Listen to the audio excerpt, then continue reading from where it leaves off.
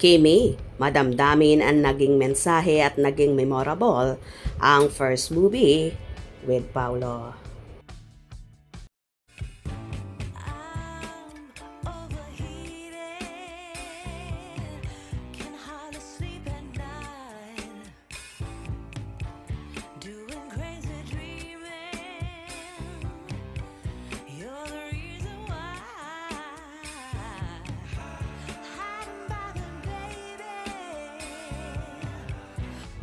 Todo nga ang naging pasasalamat ni Kim Chiu sa lahat ng tumangkilik sa first movie nila ni Paolo Avellino, ang My Love Will Make You Disappear, kung saan mapapanood na ito sa Netflix.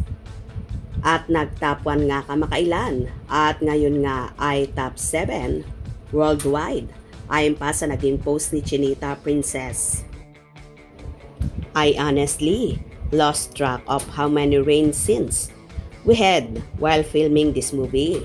But one thing I always remember is how you all showered us with so much love and support. Way more than we could have ever imagined. After 3 months, from movie chatters to your phones and TV screens, My Love Will Make You Disappear is now on at Netflix. And because of you, we made it to top 7 worldwide for non-English film.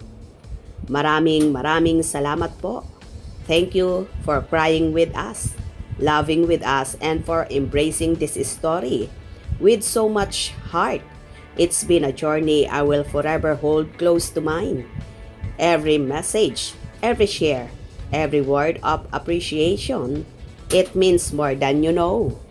To everyone who believed in us from the very beginning, no words, just the deepest thank you. You made this happen at Star Cinema, at CVO Vidanes, at Chris Gasman, thank you, at Netflix PH.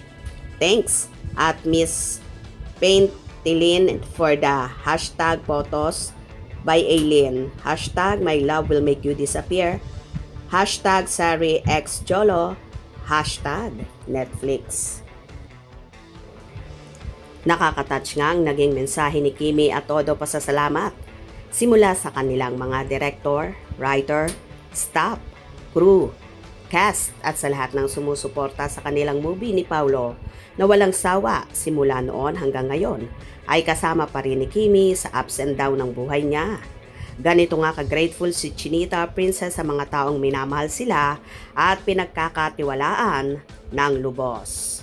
Anyway, congratulations Kim Pao at sa buong cast, crew, at sa director ng My Love Will Make You Disappear na si Chad Vidanes. Sana soon, meron ulit silang gawing movie after ng series nilang The Alibi. Gusto nyo ba yon? Hope you enjoyed. Please subscribe for more info.